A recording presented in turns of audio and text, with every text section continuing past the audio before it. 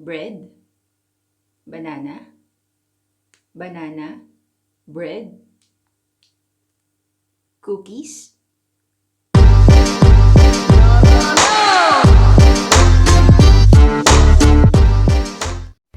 And this is the adventure of the small kitchen. For the ingredients, I will be putting it in the description box.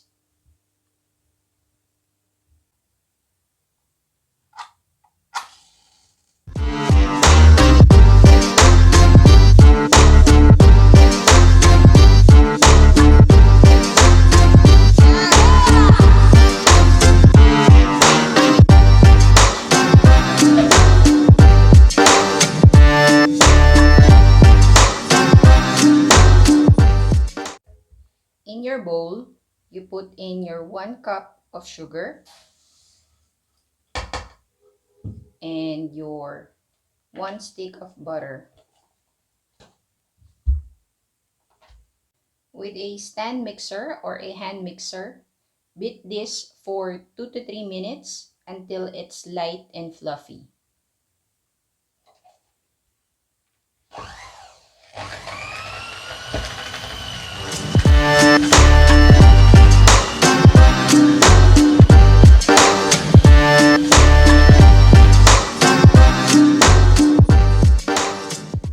After we have mixed our sugar and butter, we now add in our ripe bananas.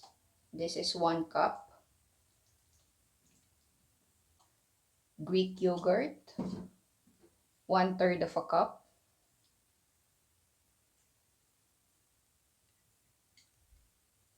After the yogurt, you put in your egg.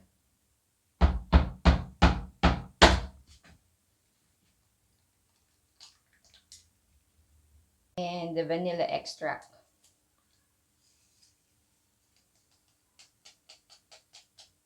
Then we beat this for about 3 minutes.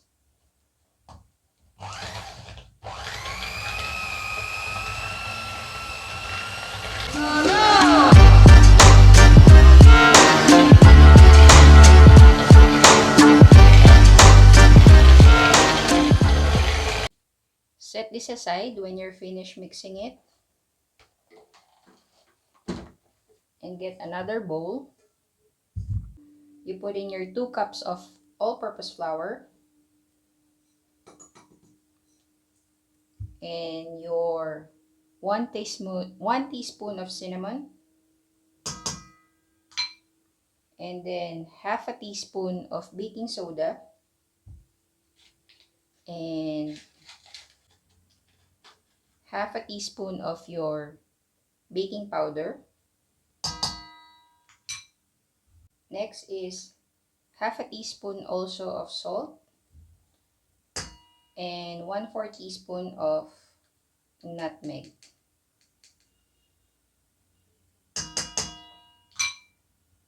Then you whisk this just to incorporate the. So once the wet and dry ingredients are ready, we will now combine or put in our dry ingredients to our butter. We will slowly mix this in until it is well incorporated.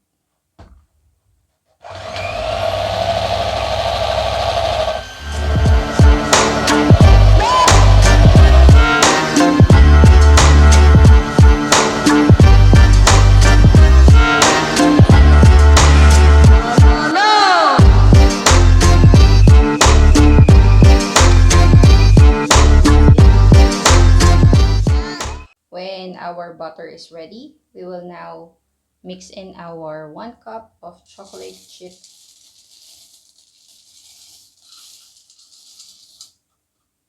and we will just fold this in.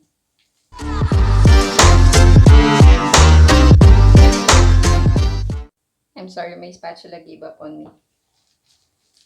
I'll be using this.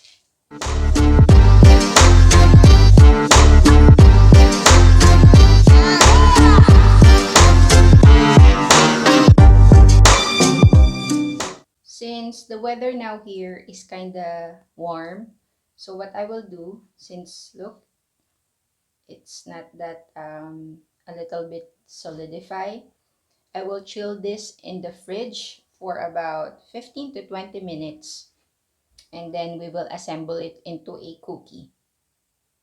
We will now prepare our baking sheet.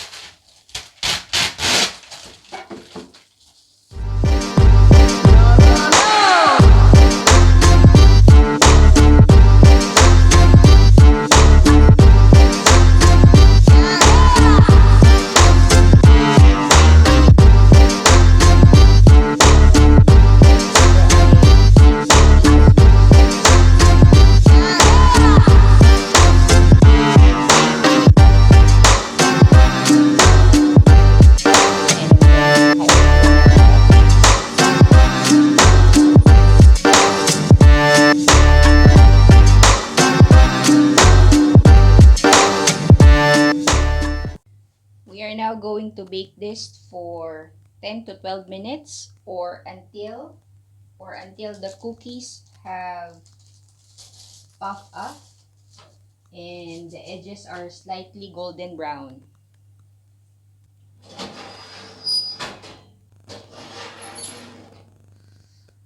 Oh, wow. See, it has actually puffed up and the edges are golden brown.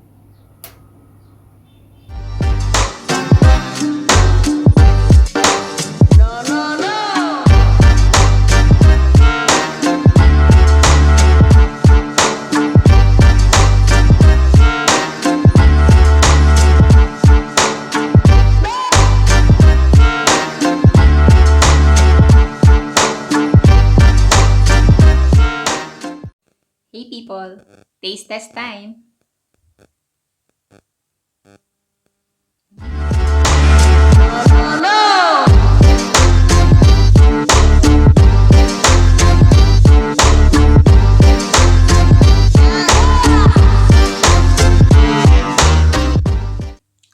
This is good.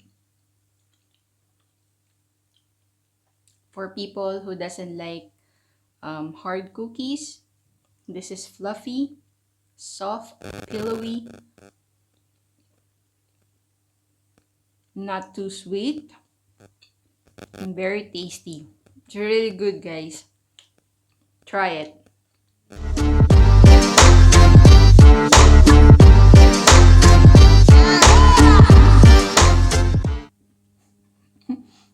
It's like I can't get enough of it. So again, guys, thank you so much for watching. If you haven't subscribed yet, please click the subscribe button. Follow me on Instagram. Share this video for the YouTube algorithm. And try this recipe. Promise, you won't regret it. Bye, guys!